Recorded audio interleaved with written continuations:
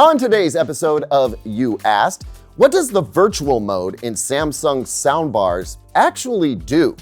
Why are there sometimes black bars on movies and sometimes no black bars, even when it is the same movie just on different streaming services?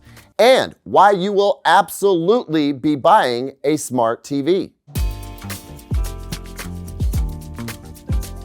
Welcome back, everyone. I'm Caleb Dennison, and this is episode 72 of You Asked, the show where I answer questions you asked in hopes that I can help you and others with similar tech questions. Got a question for me? Email it to youasked@digitaltrends.com, and let's see if your question gets picked to be answered on the show. Hey, real quick, on a personal note, I hope you're all having a great holiday season and looking forward to the new year. 2025 is gonna be something. And along those lines, this is the last show of 2024. The next episode will air on Sunday, January 5th, which will be just one day before all the CES content starts coming out. That being the case, I'm gonna make that episode the CES episode, wherein I answer as many CES related questions as I can without breaking embargoes or non-disclosure agreements. And then in less than 24 hours, you'll get to see everything unfold. It's gonna be a ton of fun this year. So if you aren't subscribed, do that now, would ya? And click that notification bell too, so you can see the breaking news as it comes out. You'll be the first to know what 2025 has in store. Okay, on to our first question, which comes from Sound Shake. Hey, a reminder to send a phonetic spelling of your name if you think I'm gonna butcher it, as I probably just did. Anyway, Sound writes, I have a question that's been frustrating me for a while. Some movies and shows fill my entire TV screen, no black bars, while others don't. I have an LG G477-inch OLED, and for example, while watching the John Wick series on Lionsgate Play, the first 3 movies were full screen, but John Wick Chapter 4 had black bars. Why is that? It feels frustrating and even disappointing when the full screen isn't used, like I'm not getting the most out of my TV. I've read this has to do with aspect ratios, but is it really the director's choice, or are streaming platforms altering the content to fit? If they do adjust it, does that affect the viewing experience? Additionally, while watching Top Gun Maverick, I noticed the aspect ratio changed during the aerial combat scenes. Was that done for a specific reason, and why not keep it full screen the whole time? Appreciate your insights on this. It's something I think about every time I see those black bars. Okay, so it starts with aspect ratios. Yes, most movies are not shot in a 16:9 aspect ratio, which is the aspect ratio of your TV. For the purposes of this mini lesson, we could also convert 16:9 to 1.77 to 1. Now, most movies are shot in either 1.85 to 1, which is pretty close to 16:9, or really big, epic films tend to be done in 2.40 to 1 or 2.39 to 1, both of which are pretty far away from 16:9, and both of which are often called anamorphic. There are a handful of movies that use 2.35 to 1, but let's just stop there. Now, let's talk about the aspect ratios of the 4 movies that you mentioned. John Wick 1, 2, 3, and 4 was filmed in 2.39 to 1. Top Gun Maverick was filmed in 2 aspect ratios, 2.39 to 1, and in IMAX, which has a 1.90 to 1 aspect ratio. Here's what those 2 look like compared side by side. Now, to explain your experience, most Blu-ray discs will present films in their original aspect ratio, which means that there will be black bars. Some streaming services, though, will zoom and crop the image so that it will fit your screen. Unfortunately, though your screen is filled up, you're missing parts of the image because they have been chopped off. Not only that, but sometimes the zooming and cropping can actually distort the image. Now, the reason why the first 3 John Wick films you saw were altered to fit your screen and the 4th was not, I'm not sure. Maybe you watched it on a different streaming service? I will say often the presenter of a film will disclose when the film has been altered. We see this message a lot on airplanes, right? This film has been altered in the following ways.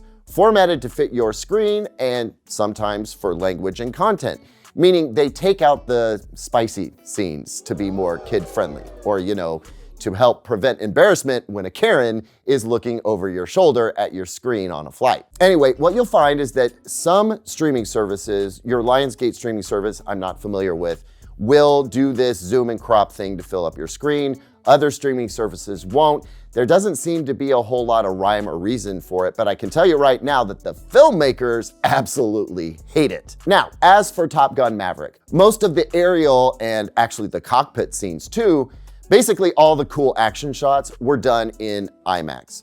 The rest of the movie, like the fighter jocks being cocky and cheesy, or Tom Cruise messing around with his love interest, were shot with less expensive, still very expensive, but less expensive, more commonplace cameras, and were in a different aspect ratio. They switched between the two because the whole point of doing it was for the awesomeness of the look and the art.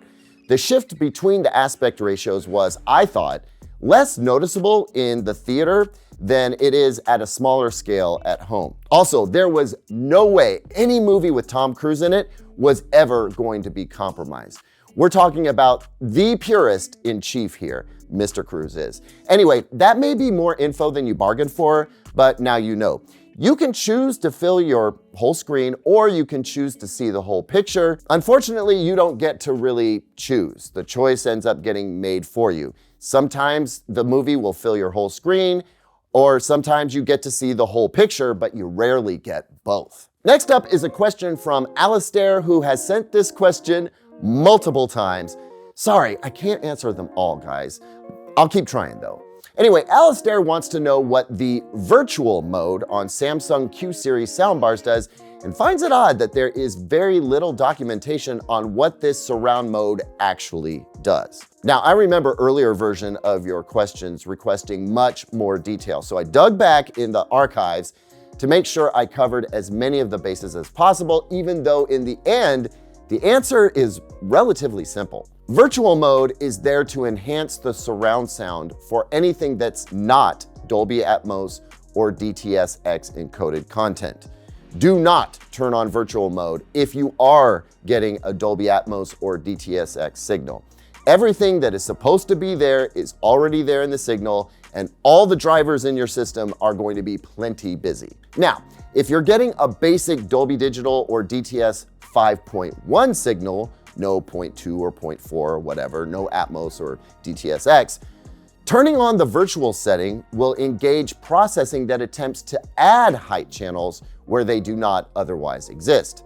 Does that mean that if you listen to a 5.1 mix without the virtual feature turned on, that the upfiring drivers in your system will do absolutely nothing? I don't actually know, but you can test that for yourself far faster than I can. Now, if you're watching a stereo presentation, just two channels left and right, the virtual setting is going to do a whole lot more, right? It's got to create signal for all the other speakers in the system. That means it'll fill in the center channel by trying to extrapolate dialogue. It will fill in the surround speakers, and yes, all the upfiring speakers. I think it's important to remember that the soundbar is always doing some kind of processing, right?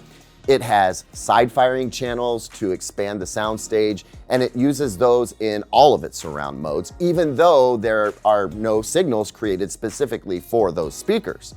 Now, if you're looking for a more detailed breakdown than that, I'm afraid you'll have to create it yourself, because I doubt I'll have the time to do it anytime soon. Most folks are going to be happy just knowing that virtual on a Samsung soundbar, like the virtual mode on virtually every other device, sorry, that virtual mode is always going to fake a sound experience in the absence of precise audio signal instructions.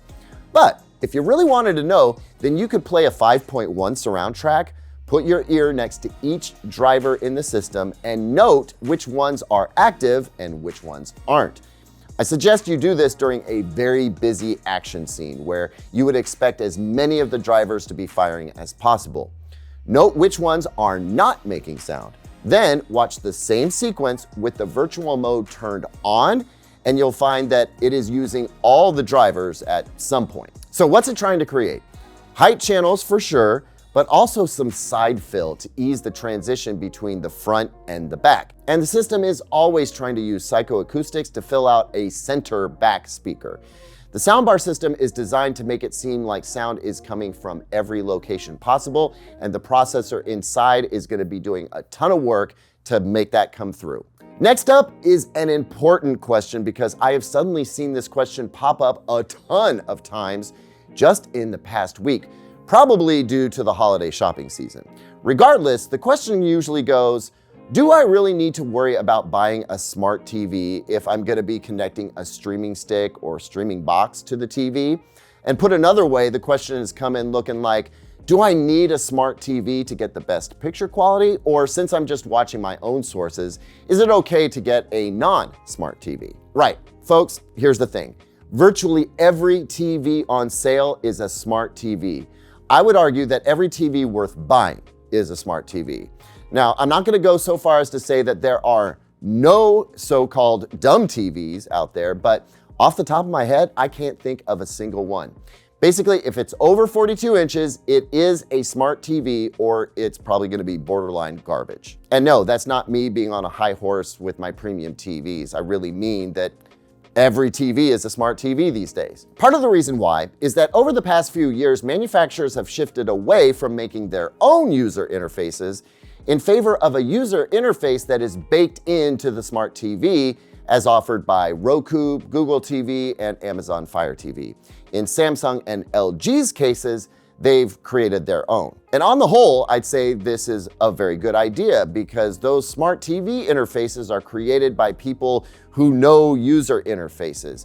I think a lot of us remember older TVs had really janky, slow, frustrating user interfaces because frankly, they were an afterthought. Anyway, it doesn't make a lot of sense for brands to have two different user interfaces and the chips that run them.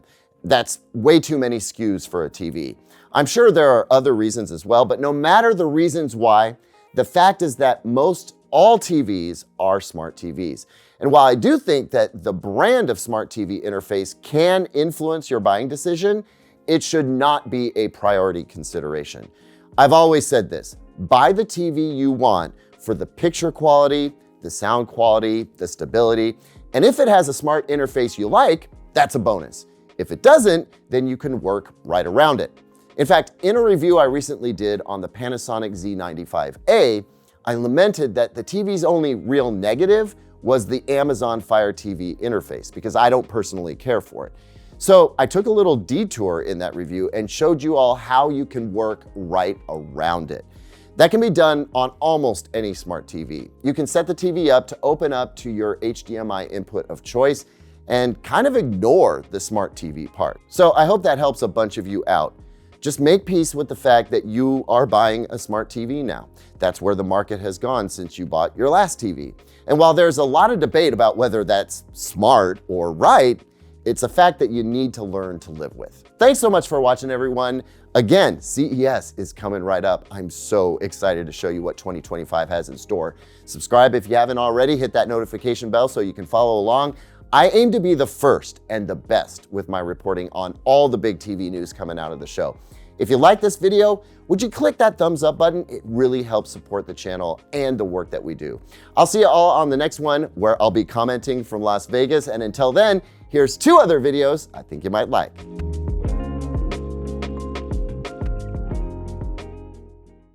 Could I do that better?